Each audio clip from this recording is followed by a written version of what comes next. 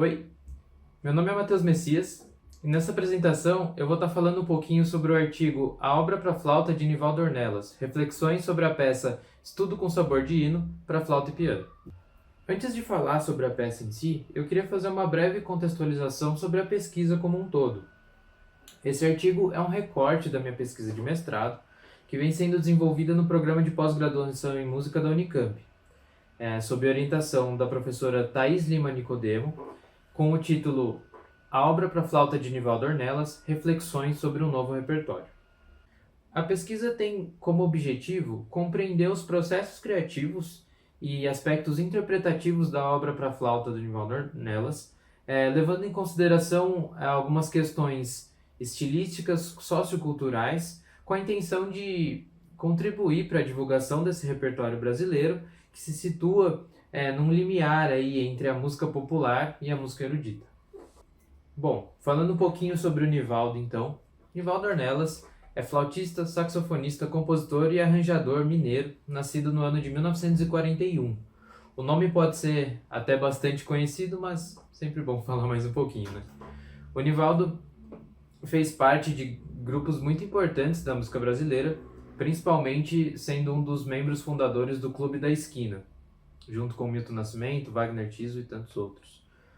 Além disso, ele participou do Som Imaginário, também do grupo do Hermeto Pascoal, além de uma infinidade de trabalhos tanto autorais quanto participações em outros discos. E além de ter vários trabalhos ligados à música popular brasileira, Nivaldo também tem uma extensa obra autoral, inclusive para a música de câmara, e é a partir daí que se inicia o meu trabalho. Então, falando um pouquinho sobre a seleção do repertório para desenvolver esse trabalho, como eu mencionei, o Nivaldo participa e tem uma infinidade de discos gravados, mas tem um em específico que me chamou bastante atenção e que deu um pontapé inicial para as investigações, vamos dizer assim, que é o disco Noturno, gravado pelo Davi Gank e a Maria Tereza Madeira e foi lançado em 2016. Nesse disco, os dois interpretam algumas músicas do Nivaldo, compostas principalmente para flauta e piano e saxofone e piano. E dentro desse repertório, eu optei por focar nas peças para flauta e piano. E são essas peças que compõem as peças selecionadas para serem desenvolvidas no trabalho. E além dessas peças, algumas estão sendo fornecidas pelo próprio Nivaldo, como é o caso da peça que eu vou falar nesse artigo, chamada Estudo com Sabor de Hino. Essa peça ainda não foi gravada, inclusive, é uma peça inédita, vamos dizer assim. Então, eu vou estar expondo um pouquinho de alguns pontos principais, algumas características composicionais dessa peça ao longo aqui dessa apresentação. Definidas as peças, um ponto importante seria definir um modelo de análise para poder entender as características dessas peças, o que tornam elas tão particulares e o que fazem delas terem o estilo do Nivaldo de compor. E para isso, eu optei por seguir um modelo de análise proposto pelo Davi Gank no trabalho dele intitulado Improvisação e Interpretação na Obra Autoral de Nivaldo Ornelas.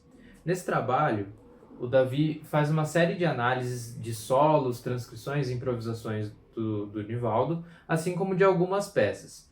E a partir daí eu consegui chegar numa espécie de passo a passo para poder aplicar nas demais composições. Esse passo a passo ele começa a partir da primeira etapa, a estruturação, onde eu vou definir as seções da música e buscar estabelecer uma forma para a composição. Depois, estabelecer as características da peça, ou seja, andamento, compasso, tonalidade, tessitura, entre outros aspectos que possam ser relevantes para entender a composição. A gente segue então para uma cifragem, onde eu vou estar fazendo uma cifragem de toda a peça, buscando ser o mais objetivo possível em relação a esses acordes que vão aparecer e que foram utilizados na composição. Depois, a fraseologia, onde eu vou estar identificando as frases que compõem a melodia da peça. A movimentação, onde eu identifico os movimentos melódicos e harmônicos que acontecem ao longo da peça. E por fim, o destaque de elementos característicos. Então, eu vou estar procurando elementos que aparecem com mais frequência e que possam evidenciar alguns detalhes de estilo na forma de compor do Nivaldo.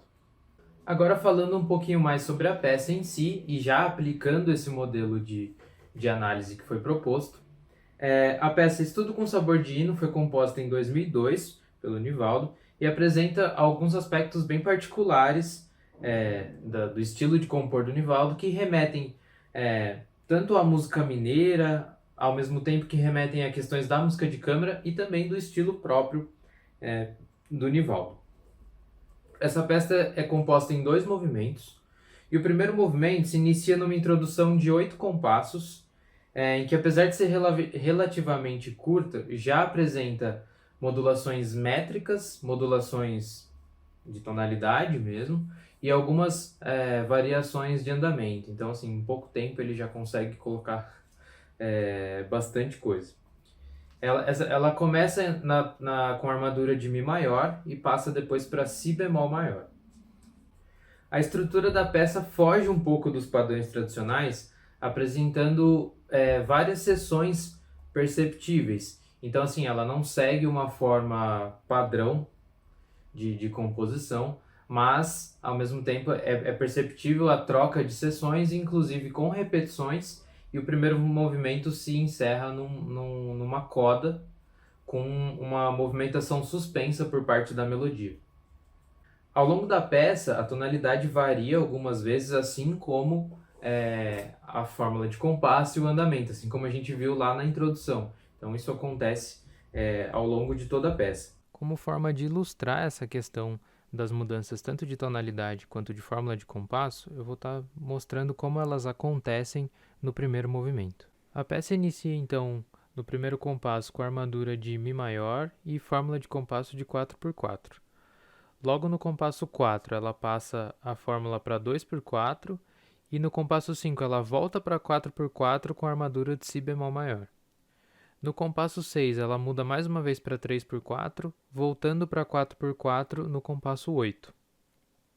A partir do compasso 9, a gente volta para a armadura de Mi maior em 2x4 e aqui rola também uma alteração no andamento, que passa a ser C mínima igual a 105. E aí fica um bom tempo ainda nessa mesma tonalidade e fórmula de compasso, para daí no compasso 90 mudar a tonalidade para a armadura de Mi bemol maior. No compasso 92 ela passa para Fá sustenido maior. No 94 volta para Mi maior. No 97 a armadura passa para Sol maior e a fórmula de compasso num C cortado, com a mínima igual a 60 nesse momento. No 106, mantendo o C cortado, a gente vai para Mi maior. 108 volta para o 4x4, mantendo a armadura, mas agora com andamento de C mínima igual a 60.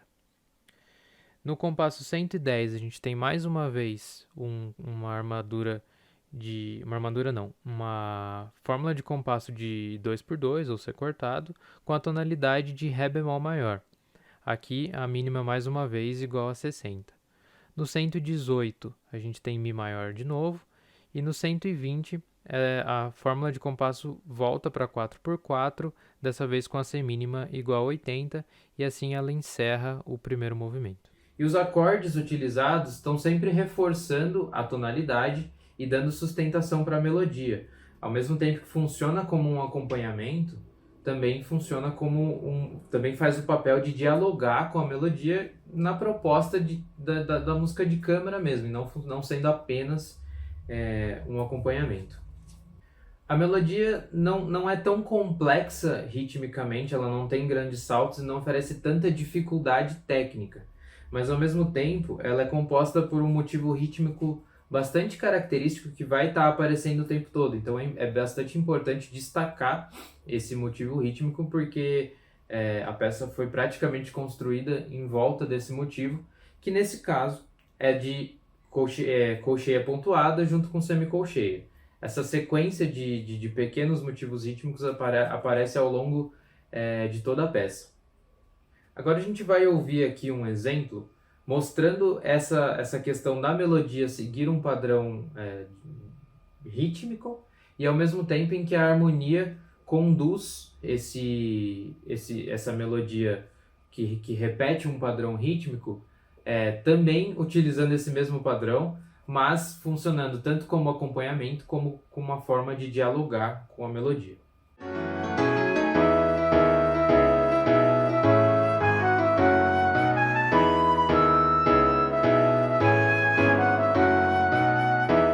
Nesse exemplo, a gente também pode perceber algumas movimentações cíclicas, como essa descida de acordes de Mi maior, em que ele vai trocando o baixo. A gente consegue perceber esse movimento que aparece em diversas situações ao longo da peça, assim, tanto no primeiro quanto no segundo movimento. Bem, a partir dessa breve análise, a gente já consegue perceber algumas características que são recorrentes, tanto dentro de uma mesma peça, como entre as demais composições do Nivaldo. A gente pode citar algumas, como a construção em 2 movimentos, isso é uma coisa até que característica do Nivaldo e que não segue uma forma propriamente dita, mas ele costuma fazer isso em 2 movimentos que são ao mesmo tempo contrastantes e que dialogam entre si. Além disso, frequentes modulações, frequentes variações de métrica, de andamento e de outros aspectos aparecem bastante nas composições do Nivaldo. É interessante perceber também que ele faz bastante uso de melodias em uníssono entre flauta e piano. Isso acontece no final do primeiro movimento e do segundo, e em outras composições também. É um recurso bastante utilizado pelo Nivaldo nas composições. E toda essa variação de andamento, tonalidade, ritmo, isso remete bastante à liberdade que existe na música popular e, ao mesmo tempo, traz um pouquinho do rigor da música erudita, da música de concerto, uma vez que é preciso seguir um pouquinho mais rigorosamente essas variações. Então precisa ser uma coisa mais focada mesmo e mais dentro do que está proposto pelo compositor. Por fim, o uso de motivos rítmicos é super comum nas composições do Nivaldo. No primeiro movimento, como eu falei, aparece essa figura de colcheia pontuada e semicolcheia que se repete, e esse motivo rítmico passa a ser tercina no segundo movimento. E aí isso reforça um pouquinho ainda a questão da música de câmara, de ser uma coisa um pouquinho mais rigorosa metricamente, porque é bem fácil de você sair desse formato de colcheia pontuada e semicolcheia para tercina e acabar dando um balanço diferente para a melodia. Então, ele especificar essas duas formas é mais uma forma de atentar, do intérprete se atentar realmente ao que está escrito e o que foi proposto pelo compositor. Bem, a obra para flauta do Nivaldo se mostra como uma importante contribuição para o repertório da flauta brasileira, ainda mais por se tratar de um compositor vivo. Então, tem sido bem importante ter esse contato com essas peças e a vontade é mesmo de divulgar esse repertório para que ele seja cada vez mais tocado, cada vez mais estudado, justamente por ser um repertório brasileiro e que traz consigo tanta história, tantas particularidades, tantas referências como ao jazz e ao mesmo tempo a música mineira, e tudo isso dentro do formato de música de câmara.